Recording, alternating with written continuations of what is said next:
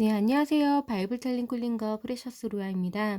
지난 시간에 출애굽기 강의가 다 마무리가 됐고요. 오늘 이 시간에는 출애굽기 전체에서 저희가 살펴볼 수 있는 메시지, 저희가 마음에 새겨야 할 묵상 주제, 이런 것들을 저희가 한번 오늘 이야기를 나눠보려고 합니다.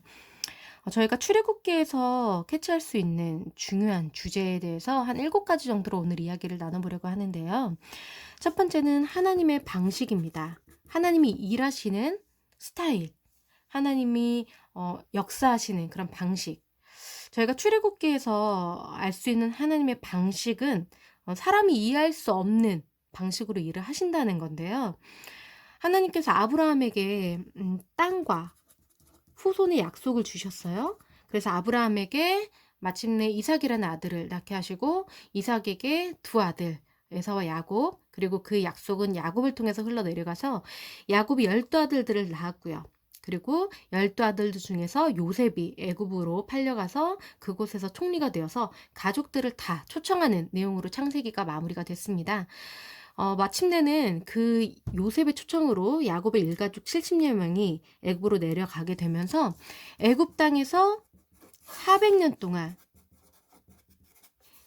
야곱의 후손, 야곱 일가족이 70명이 내려갔는데요. 400년 동안 애굽에서 번성하면서 이스라엘의 민족을 이루게 됩니다. 야곱은 애굽으로 내려가는 것에 대해서 큰 확신이 없었어요. 근데 하나님께서 야곱에게 기도 가운데서 애굽으로 내려가라고 하시죠. 왜냐하면은 야곱이 갈등했던 이유는 이 가나안 땅이 하나님께서 할아버지 아브라함부터 아버지 이삭에게 자신에게까지 이어져 내려온 약속의 땅이었다는 것을 야곱은 알고 있었기 때문에 가나안 땅을 떠나서 애굽 땅으로 이주를 하는 것에 대해서 이해를 할 수 없었던 거예요. 그리고 정말 이해할 수 없게 요셉 죽었다고 생각한 아들이 애굽의 총리로 살아 있다는 거죠. 정말 이해할 수 없는 지금 상황에서 하나님께서 혼란스러워한 야곱에게 걱정하지 마라. 너는 애굽으로 온 가족을 이끌고 내려가서 이스라엘에 가라. 요셉이 너의 임종을 지킬 것이다 라고 얘기를 해서 야곱이 이제 애굽 땅으로 이주를 하게 되죠. 정말 그 이후에 이뤄지는 일들은 절대 누구도 상상할 수 없었던 하나님의 방식이에요. 400년 동안 그 이후로 70명의 야곱 가족이 400년 동안 이 애굽 땅에서 살게 되면서 이스라엘 민족으로 번성을 하게 되죠. 400년 동안 이제 노예 생활을 하게 되는데요. 이 노예 생활을 하게 되는 이스라엘 민족들은 정말 하나님의 이 방식이 이해가 되지 못했을 거예요. 왜냐하면 하나님께서 약속의 땅으로 주셨던 이 가나안 땅에 대해서 이스라엘 그 후손들은 다 전수를 받아서 그 이야기, 그 하나님의 약속을 알고 있었을 텐데 우리가 왜 지금 이 애굽 땅에서 노예로 살아야 하는지에 대해서 절대 이해할 수가 없었을 거예요. 이 400년 동안 무수하게 살다가 노예로 살다가 노예로 태어나서 노예로 살다가 노예로 죽어간 수많은 이스라엘 사람들은 야곱의 후손들은 이 하나님의 크신 계획을 이해할 수가 없었죠.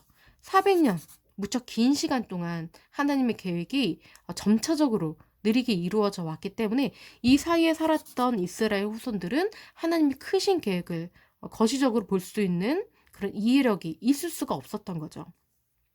결국에 저희는 성경을 통해서 지금 이 미래의 시간에서 과거를 들여다봤을 때, 성경을 들여다봤을 때 하나님의 크신 이 계획, 하나님의 방식을 우리는 지금 이해할 수 있어요.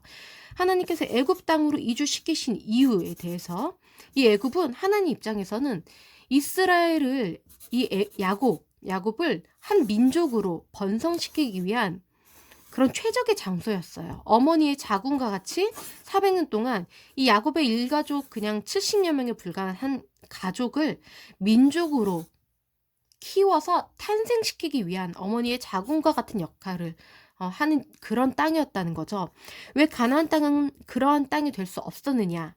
지난 시간에 이 부분에 대해서 말씀드린 적이 있는데 가나안 땅은 죄악에 물든 가나안 족속들이 살고 있는 땅이죠. 이들은 정말 악한 우상 숭배를 하고 악한 문화권에서 살고 있는 그런 사람들이었기 때문에 하나님을 섬기는 야곱의 가족들 그리고 야곱의 아들들이 벌써부터 이 가나안 민족 가족들과 함께 가나안 땅에 살면서 그 죄악된 문화권에 동화되어 가고 있는 상태였어요. 만약에 가나안 땅에서 계속해서 살았다고 한다면은 야곱의 이 가족 70여 명은 민족으로 발전해 나갈 수는 없었겠죠. 가나안 그냥 사람들 틈에 섞여서 가나안 문화권에 섞여져서 그들과 같이 죄악에 물들어서 살 수밖에 없었을 거예요. 하지만 애굽 땅에서는 왜 이스라엘 민족으로 보존되어서 번성할 수가 있었느냐? 애굽 사람들은 야곱의 일가족이 했던 일인 목축업을 가증히 여기는 민족이었기 때문에 함께 섞여서 살지 않았어요. 그래서 애굽 땅의 한 부분인 고센 땅을 이 이스라엘 가족에게 이 땅을 떼어줘서 여기서만 살 수 있도록 했죠. 목축업을 하면서요. 그렇기 때문에 이 고센 땅에서 살았던 이스라엘 가족은 이 애굽 사람들과 섞여지지 않고 철저하게 구별돼서 보호받으면서 순수하게 번성할 수가 있었던 겁니다. 하나님에 대한 그 신앙을 버리지 않고 순수하게 야곱의 일가족은 야훼 신앙을 지키면서 번성해 나갈 수가 있었던 거죠. 이런 하나님의 크신 계획을 야곱도 몰랐고 야곱의 12아들들도 몰랐고요. 그들의 손자들도 몰랐고 400년 동안 무수히 태어난 이 야곱의 후손들도 아무도 알 수 없었지만 시간이 흐른 뒤에 우리가 들여다봤을 때는 하나님은 다 이유가 있으셨다. 하지만 그 당시에는 그 시점에는 하나님께서 일하시는 이 방식이 사람으로서는 이해를 할 수가 없고 가늠할 수가 없다는 것을 지금의 우리도 그것을 인정해야 한다는 거죠. 하나님께서는 이런 방식으로 지금도 우리에게 일을 하시고 계시기 때문에 내 삶 가운데서 정말 하나님께서 이해하지 않는 방식으로 일을 하실 때가 있어요. 왜 이런 일이 나에게 벌어졌지? 하나님께서 왜 여기로 나를 보내셨지? 왜 나한테 이런 일이 일어나는 거지? 이해할 수 없는 무수한 많은 일들이 우리의 삶에 펼쳐져요. 근데 그럴 때마다 우리가 하나님을 등지지 않고 믿음의 자리를 지켜야 하는 것은 하나님은 이해하실 수가 있는 분은 아니지만 우리가 신뢰할 만한 분이시기 때문에 우리가 이해는 못해도 그 자리를 지키고 하나님을 떠나지 않을 수 있다는 겁니다. 이것이 바로 믿음이라는 거고요. 욥도 수많은 고난을 당하면서도 이해는 되지 않아서 하나님께 항변을 하고 나는 죄를 짓지 않았다고 결백하다고 주장하였지만 욥의 아내처럼 하나님을 저주하고 떠나지 않았어요. 욥은 끝까지 고난 가운데서도 자신의 자리를 지켰죠. 그렇기 때문에 하나님께서 욥을 너가 믿음을 지켰다고 인정해 주시고 복을 주셨다는 거죠. 하나님께서는 어떠한 상황에서도 우리가 이해할 수 없을지라도 믿음의 자리를 지키는 그 태도를 진정한 믿음이라고 보신다는 거죠. 두 번째는 하나님의 같이 연결되는 주제인데요. 내 계획과 내 방식대로가 아니라 하나님의 계획대로 하나님께서 일을 해나가신다는 겁니다. 하나님의 방식대로. 모세 이야기가 출애굽기 시작과 함께 이제 이야기가 시작이 되죠. 이스라엘의 구원자, 400년 만에 이제 하나님께서 보내주신 이스라엘의 구원자인데요. 이 모세를 하나님께서 이스라엘 구원자로 사용하시는 이 모든 스토리가 우리로서는 이해가 되지 않는 방식으로 하나님께서 일을 운영해 나가신다는 거예요. 자, 모세를 하나님께서 구별하셔서 갓난아기 때 죽을 수밖에 없는 그런 위험 가운데서 정말 아이러니하게 이집트 왕자로 클 수 있게끔 해주신 것도 하나님의 정말 사람이 가늠할 수 없는 하나님의 계획이었고요. 근데 여기서부터 더 이해가 안 되죠. 하나님께서 이스라엘의 구원자로 모세를 선택하셔서 정말 기적처럼 이집트 왕자로 크게 하셨구나. 여기까지는 저희가 납득할 수가 있는데 모세가 이집트 왕자로 40세가 되었을 때 이때 이스라엘을 구원하려는 시도를 한단 말이에요. 그런데 철저하게 여기서 실패하고 도망가게 되죠. 이스라엘의 왕자로서 자격을 버리고 광야로 도망하게 됩니다. 이스라엘을 구원하는 것을 실패하게 되는 거죠. 40세 때 이스라엘 왕자로서 실패했던 이스라엘의 구원의 그 목표가 모세가 80세가 되었을 때 이방 땅에서 나그네로 목동일을 하고 있을 때 이제 나는 아무것도 할 수 없는 늙은이다. 아무것도 가진 게 없는 목동일 뿐이다. 이렇게 살고 있는 모세에게 하나님께서 찾아오셔서 그래 이제는 너가 이스라엘의 구원자로 일할 준비가 되었다 해서 이스라엘로 하나님께서 백성들에게 보내시죠. 그래서 구원자로서 역할을 그제서야 성공적으로 수행할 수 있게끔 하신다는 건데요. 우리가 봤을 때는 정말 이해가 되지 않죠. 왜 사람의 생각으로는 40세 젊을 때 이집트의 왕자일 때 이스라엘의 구원자로서 사명을 수행할 수 있는 자격이 된다고 생각하잖아요. 그런데 그때 실패했다는 얘기죠. 그런데 늙은이가 되었을 때 나그네 목동 아무것도 가진 게 없고 능력도 없고 육체의 기운도 남아있지 않는 그런 할아버지가 되었을 때야 이스라엘의 구원자로서 성공한다는 건데, 만약에 40세 때 이스라엘의 구원자로서 성공하게 되었다면은 이스라엘을 구원한 모든 공로는 그 영광은 모세가 받게 되는 거죠.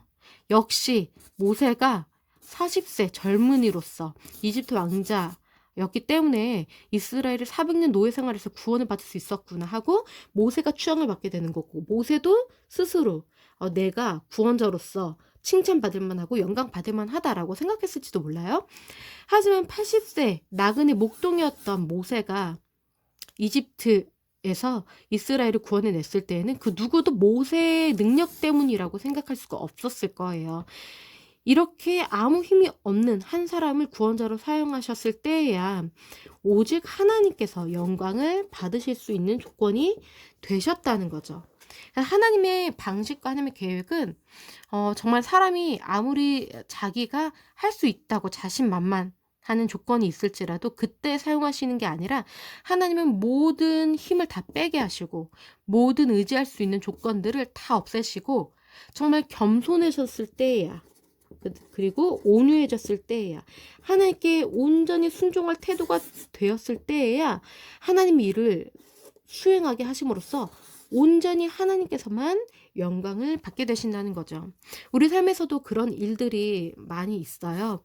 내가 정말 하나님을 위해서 정말 위대한 일을 하고 싶다고 내가 아무리 노력을 해도 그렇게 준비를 할지라도 하나님의 계획은 내가 생각한 계획대로 하지 않으시고 내가 준비한 모든 것들을 오히려 다 쓸어버리심으로써 내가 정말 가진 게 없고 내가 능력이 없다고 고백했을 때에야 하나님의 일을 이루시면서 우리가 정말 하나님이 하셨습니다 라고 고백할 수밖에 없게 하신다는 거죠. 자, 그리고 우리가 오늘 묵상할 부분은요, 하나님의 보호하심입니다. 이스라엘 백성들이 이집트 땅에서 노예 생활을 하면서 고통을 당했지만 이스라엘은 하나님의 보호를 받는 민족이었어요. 아브라함과의 언약을 하나님께서는 항상 기억하고 계셨고, 이들의 후손인 이스라엘이 고통 가운데 있었지만 그것은 하나님의 크신 계획 안에 있었고, 하나님은 이스라엘을 한 번도 버리신 적이 없었기 때문에 이스라엘은 고난을 받으면서 연단을 받는 그 과정이었던 거지 버림받은 게 아니었던 거거든요.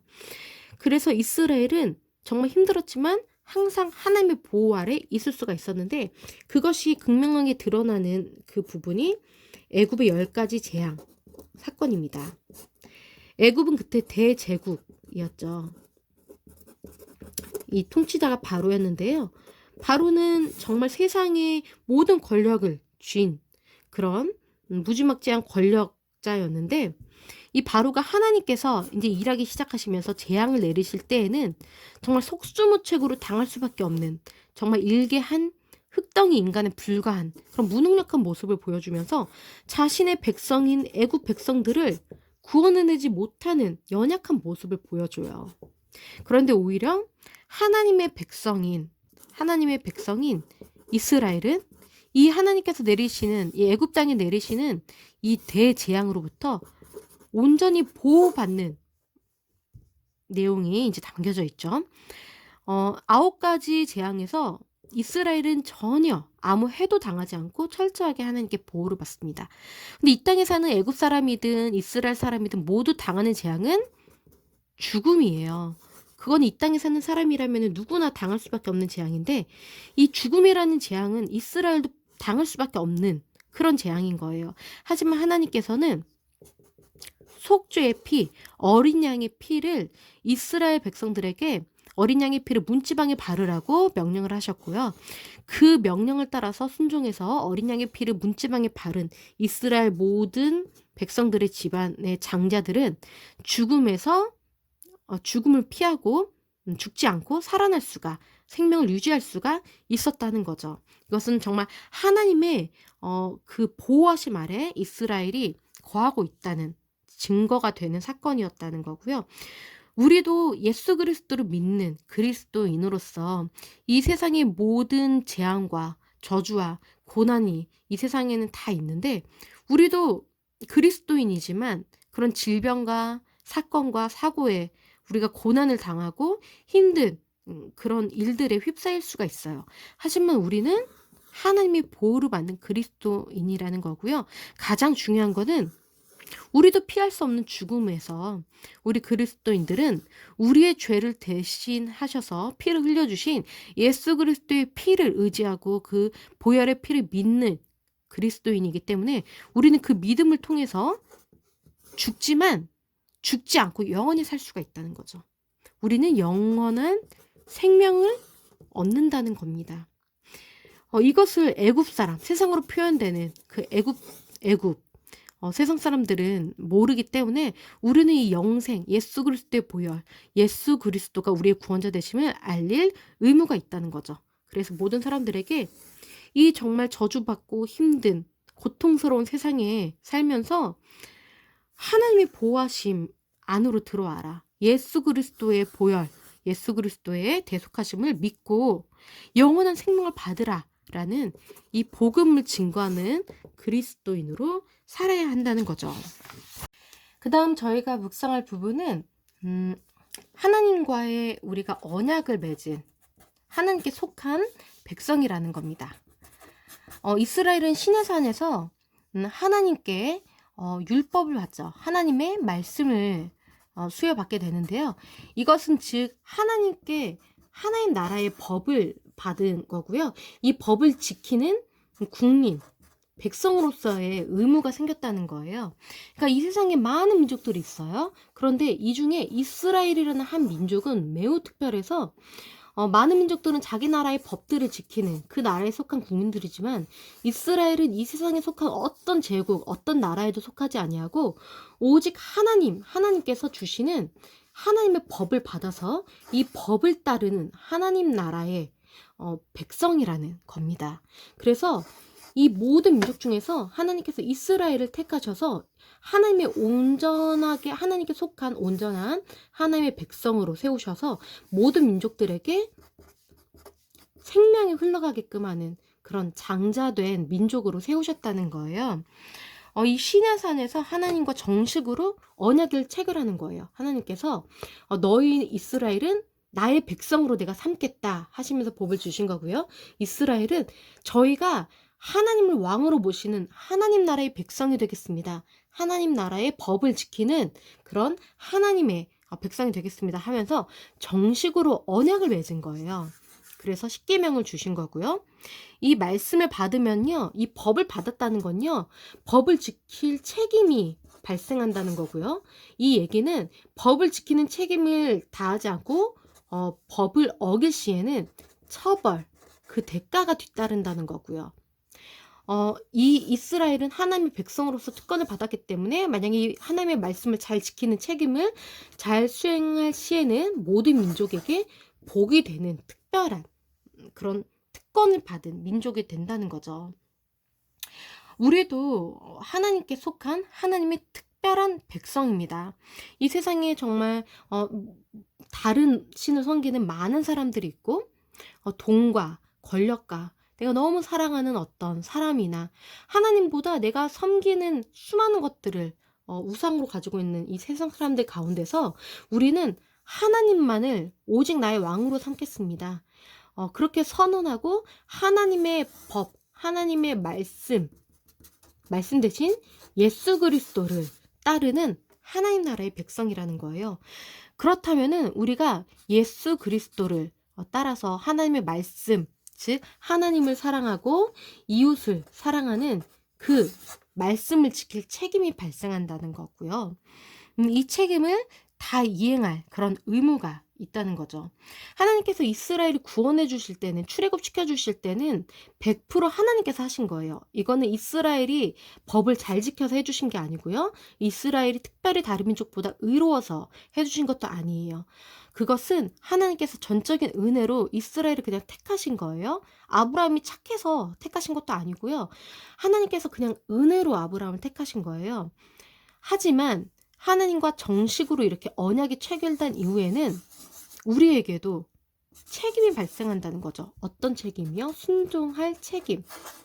하나님께서 우리를 구원해 주신 것은 100% 하나님의 그 은혜 때문이지만 우리가 잘해서 구원받은 게 아니라는 거예요.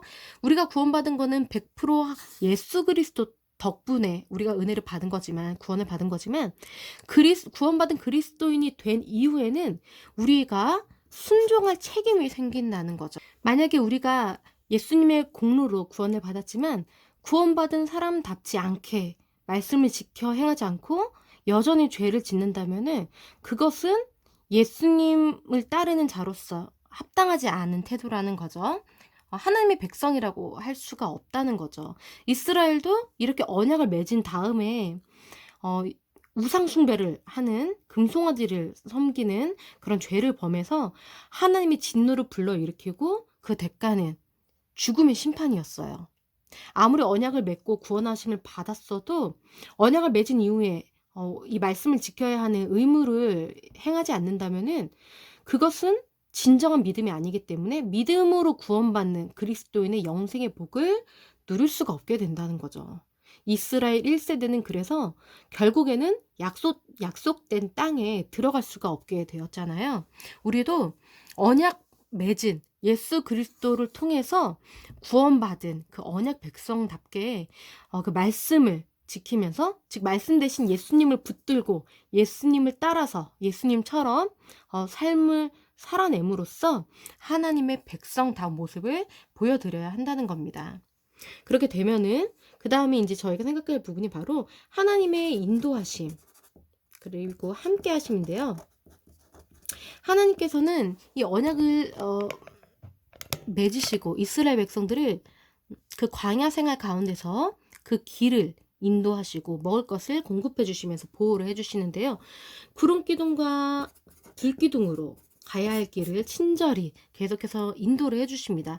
그리고 하나님의 임재의 상징인 그 언약궤는 항상 이스라엘 백성들이 행진할 때 그 맨 앞에 위치해 있어요. 그래서 이스라엘 백성들은 이 언약궤, 즉 하나님을 따라가는 거죠.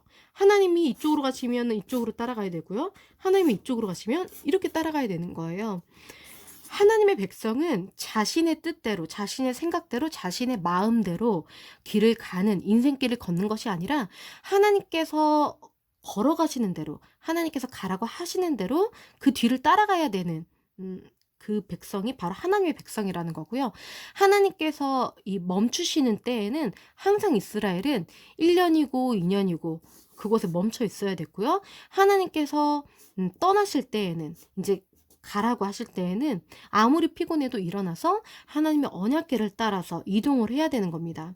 우리도 하나님의 백성으로서, 그리스도인으로서 우리 인생길에서 우리가 지금 급하게 행동으로 우리가 나아가고 싶다고 하더라도 하나님의 사인이 없으면 우리는 기다려야 되고요. 멈춰야 하고요. 하나님보다 앞질러서 성급하게 먼저 나가면 안 된다는 거예요. 하나님께서 이스라엘 백성들이 머무는 그 시점에는 항상 이 중앙 가운데에 하나님의 성막이 위치해 있었죠. 하나님의 언약궤는 이 가운데 있었지만 이동할 때에는 항상 하나님의 언약궤가 맨 앞에 있었어요. 이것은 이스라엘이 하나님을 앞질러서 가지 않았고 항상 하나님께서 움직이신 이후에 뒤따라서 일어났다는 거고요.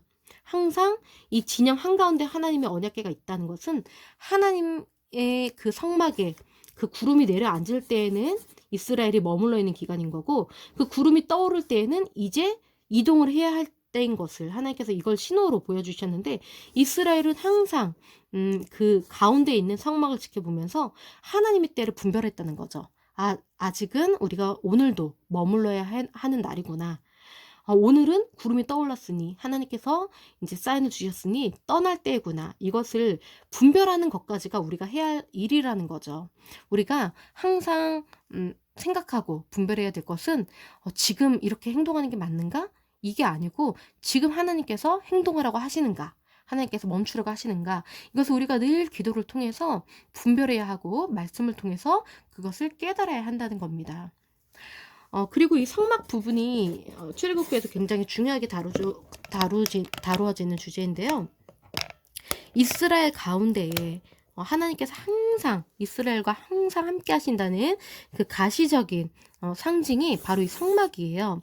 시내산 언약 이후에 하나님께서 바로 언약을 맺은 이후에 말씀하신 게 성막을 만들라는 거거든요. 내가 너희 이스라엘과 함께 살겠다.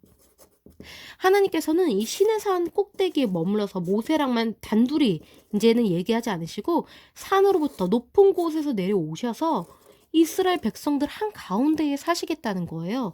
그래서 이스라엘 백성들이 매일 하나님께로 나올 수 있게끔 하나님을 매일매일 만날 수 있게끔 하시겠다는 거예요. 이스라엘과 매일매일 만나고 싶으시다는 거예요.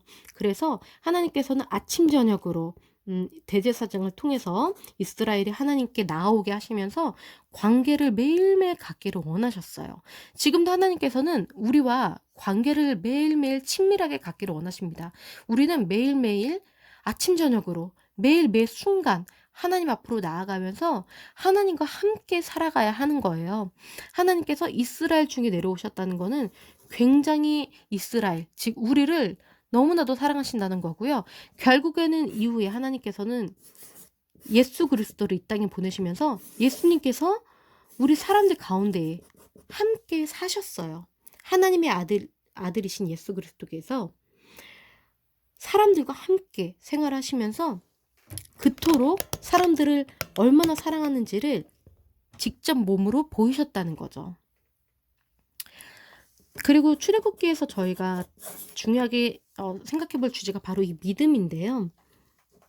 이스라엘 백성 1세대는 출애굽을 경험하고 만나와 메추라기로 하나님께서 매일 먹이시는 것과 반석에서 물이 터져 나와서 물로써 목숨을 연명하게 하시는 이 모든 기적들을 1세대는 체험을 하고 눈으로 보고 성막, 언약궤, 그다음 하나님께서 직접 손으로 새기신 그 십계명 돌판, 직접 눈으로 이 모든 기적들을 본 세대예요. 하지만 이 1세대는 믿음이 없었어요. 믿지 못했습니다. 그 믿지 못함의 대가는 죽음이에요. 이 이스라엘 1세대가 가나안 땅에 12명의 정탐꾼을 보내죠. 이 정탐꾼 중에 10명이 우리는 이 가나안 땅에 들어갈 수 없다. 그럴 능력이 안 된다. 우리가 눈으로 보고 왔더니 우리는 절대 저 땅을 차지할 수 없다 하면서 증거를 들이밀어요. 눈으로 본 증거이죠. 모든 이스라엘 백성들 1세대는 이 정탐꾼들이 눈으로 본 증거를 보고 그 증언을 믿고 우리는 들어갈 수 없게 되었다 하면서 항변을 하고 이제 대적을 하죠. 그래서 결국에는 이 1세대는 아무도 가나안 땅에 들어갈 수가 없는 심판을 받게 됩니다. 하지만 이 정탐꾼 10명과 다르게 이 정탐꾼 중에 2명, 여호수아와 갈렙은 우리는 들어갈 수 있습니다. 믿음이 있었어요. 그래서 이 1세대를 통틀어서 단 2명, 여호수아와 갈렙만 이 생명의 땅, 약속의 땅에 들어가게 되고요. 여호수아와 갈렙과 출애굽기 2세대만 40년 후에 믿음을 통해서 이 약속의 땅에 들어가게 됩니다. 우리가 이 이야기에서 생각해 볼 부분은 하나님은 눈에 보이지 않으세요. 하나님께서는 우리에게 말씀으로 주셨어요. 우리는 눈에 보이는 증거는 없지만 우리는 하나님께서 주신 이 말씀을 증거로 삼아서 믿음을 지켜야 한다는 거예요. 이스라엘 1세대는 눈에 보이는 증거로 보고 우리는 들어갈 수 없구나 하고 믿지 못했지만 이 하나님의 말씀을 믿지 못했지만 여호수아와 갈렙은 눈으로 보고 이 땅에 들어갈 수 있는 증거를 눈으로는 볼 수 없었고 손으로 잡을 수 있는 증거는 찾지 못했지만 하나님의 약속을 굳게 그 증거로서 잡고 우리는 들어갈 수 있습니다 라고 보이지 않는 하나님의 말씀을 신뢰했다는 거죠. 이스라엘 백성들은 눈에 보이는 것을 신뢰했지만 여호수아와 갈렙은 보이지 않는 하나님의 말씀을 신뢰했고 결국에는 여호수아와 갈렙만 보이지 않는 하나님의 말씀을 믿은 그 대가로 약속의 땅에 들어갈 수가 있었고요. 믿음이 없었던 모든 이스라엘 백성 1세대는 광야에서 죽을 수밖에 없었다는 거죠. 죄가 없는 2세대만이 이 말씀의 땅에, 약속의 땅에 들어갈 수가 있었던 겁니다. 또 저희가 이 부분에서 출애굽기에서 중요하게 다루는 주제, 마지막으로 살펴볼 주제는 바로 거룩입니다. 거룩은요, 여기서 저희가 출애굽기에서 말하는 거룩, 구별, 하나님께 구별된 것, 수많은 어떤 것들 중에 이거는 내 거라고 해서 하나님께서 구별하신 게 있다면 이게 바로 거룩한 거예요. 예를 들면은 이스라엘이 왜 거룩하다고 우리가 하냐면은 여러 민족들 중에서 이스라엘은 하나님께 구별된 민족이거든요. 이스라엘은 하나님께서 모든 민족 중에서 얘는 내 거야 라고 구별하셨기 때문에 거룩한데, 이스라엘 중에서는 하나님께서 12지파로 구성된 이스라엘 중에서 특별히 레위 지파를 구별하셨어요. 거룩하게. 레위 지파는 내 거야. 그러니까 다른 지파들이 다 땅을 약속의 땅에 들어가서 땅을 분배받더라도 레위 지파는 땅이 필요 없어. 레위 지파의 분깃은 바로 나다 해서 레위 지파는 모든 지파들의 땅에 다 흩어져 들어가서 하나님과 이 백성들의 사이에 선 그런 중보자의 역할을 하는 그런 거룩한 지파가 되죠. 레위 지파 중에서도 아론의 계열은 더 거룩하게 구별이 되어서 대제사장 지파가 됩니다. 그래서 이 아론 계열만 성막 안에 있는 이 지성소에 1년에 딱 한 번 들어갈 수 있는 이 거룩한 처소에 대제사장 지파만이 들어갈 수가 있어요. 다른 제사장들은 성막에만 들어갈 수 있지만 대제사장은 지성소까지 1년에 한 번 대속죄일에 들어갈 수가 있는 거룩한 그런 특권을 얻게 되었다는 거죠. 자, 이 아론의 이야기에서 저희가 또 생각해 볼 수 있는 부분이 바로 은혜인데요. 아론이 모세가 이제 40일 동안 시내산에 올라갔을 때 이스라엘 백성들이 불안해하죠. 우리를 이곳으로 이끌어낸 지도자인 모세가 40일 동안 저 음식도 없고 물도 없고 정말 깜깜한 이 산에서 40일 동안 내려오지 않으니 죽은 거나 마찬가지인 것 같다. 이제 우리에게 우상을 만들어내라 하고 아론에게 요구를 했을 때 아론이 금송아지를 만들어요. 그래서 금송아지를 숭배하게끔 백성들을 조장하는 범죄를 저지르죠. 근데 하나님께서 이 아론을 가장 거룩한 이스라엘 중에서 거룩한 레위 지파 중에서 거룩한 아론을 택하셔서 대제사장의 직분을 맡기신다는 거예요. 이 대제사장은 이 모든 이스라엘 사람들 중에서 가장 거룩하다고 인정을 받아서 모든 이스라엘 백성들의 죄를 대신해서 하나님 앞으로 나아갈 수 있게끔 도와주는 그런 직책을 부여받은 거거든요.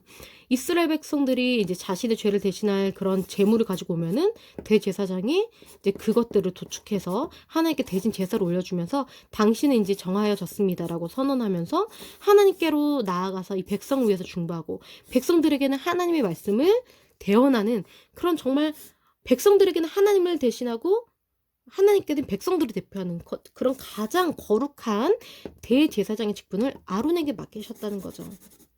이를 통해서 저희가 이제 깨달을 수 있는 부분은 이 거룩한 것이 아론이 거룩해서 하나님께서 대제사장직을 맡기신 게 아니잖아요. 거룩은 하나님께서 주시는 거예요. 하나님께서 이것은 내게 거룩하다라고 구별하시면 그것이 거룩하게 되는 거고 그것이 바로 은혜인 거라는 거죠. 우리가 예수 그리스도를 통해서 구원받았잖아요. 이것은 우리가 정말 잘나서 의로워서 이런 은혜를 받은 게 아니라는 거예요. 우리는 금송아지로 만들었던 아론과 똑같은 죄인이에요. 어떻게 보면 이스라엘 중에서 가장 죄인 중에 죄인인 거죠. 이스라엘 백성들 전체를 범죄하게끔 한 그런 책임을 가지고 죽었어야 되는 가장 큰 죄인이 바로 아론이에요.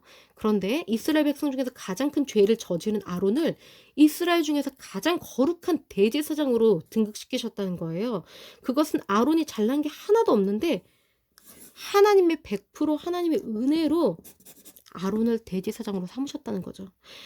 그러면은 우리가 아무리 큰 죄를 저질렀어도 우리가 정말 하나님의 은혜로 덮여지지 못할 죄가 없다는 거예요. 아무리 극심한 극악무도한 죄인일지라도 예수 그리스도를 믿고 구원받을 수 있는 거고요. 우리가 그 사람을 보면서 '하나님은 어떻게 저 사람을 구원해 주셨지? 어떻게 저런 사람이 교회를 다닐 수가 있어? 어떻게 저런 사람이 목사가 됐어?' 라고 비난할 권리가 우리에게는 없어요. 왜냐하면 아론을 대제사장으로 삼으신 하나님께서 어떠한 죄인이라도 그를 구원해 주실 수 있는 권리는 하나님께 있다는 거고, 그 누구도 그것을 비난할 권리는 없다는 거예요. 그것은 우리에게 정말 감사한 하나님의 은혜라는 거죠. 아론을 용서하셔서 대제사장으로 삼아주신 하나님께서 나를 용서하시고 나를 하나님의 백성으로 삼아주신 그 하나님이시라는 거예요. 하나님의 사랑은 크고 깊고 넓어서 구원하지 못할 죄인이 없다는 거죠. 하지만 아론은 그 이후에 아까 말씀드렸던 것처럼 구원은 100% 하나님의 은혜지만 그 언약 이후에는, 하나님께 구원받은 그 이후에는, 말씀을 받은 이후에는, 직책을 받은 이후에는 그것에 순종할 의무가 발생한다고 했잖아요. 그것에 대한 대가는 치러야 되는 이제 그 의무가 발생을 하는데, 아론도 대제사장이 된 이후에는 달라진 모습을 보여줘요. 아론의 4명의 아들 중에 2명의 아들이 제사장직을 수행하다가 하나님의 말씀을 어기게 되어서 직사하는 그런 벌을 받게 되는데, 그때에도 하나님의 명령에 따라 아론은 애곡하고 슬퍼하지 않습니다. 그 슬픔을 꾹 참고 대제사장으로서의 마땅한 태도를 하나님 앞에 보이면서 묵묵히 자신의 그 사명을 수행하는 아론의 모습을 봤을 때, 금송아지를 만든 죄인으로서의 아론이 하나님의 은혜로 구원받고 거룩한 직책을 부여받은 이후에 달라진 모습을 보면서 우리 또한 아론처럼 정말 극악무도한 죄인이었을지라도 하나님께 구원받은 자로서 하나님께서 사명을 맡겨주신 이후에는 달라진 모습을 하나님께 보여드릴 책임이 있다는 것을 아론이 이야기해서 저에게 또 묵상해 볼 수가 있는 부분입니다.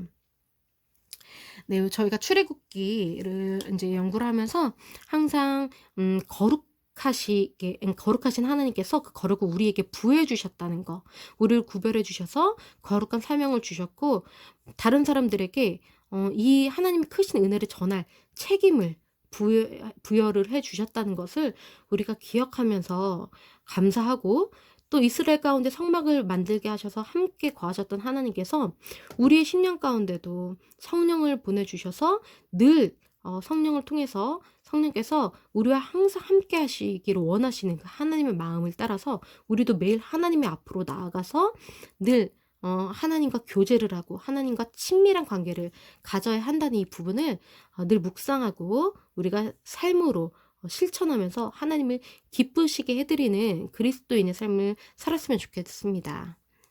네, 이제 이로써 출애굽기는 다 마무리가 되었고요. 다음 시간부터는 이제 그 레위기로 들어가서 우리가 레위기를 살펴보도록 하겠습니다. 감사합니다.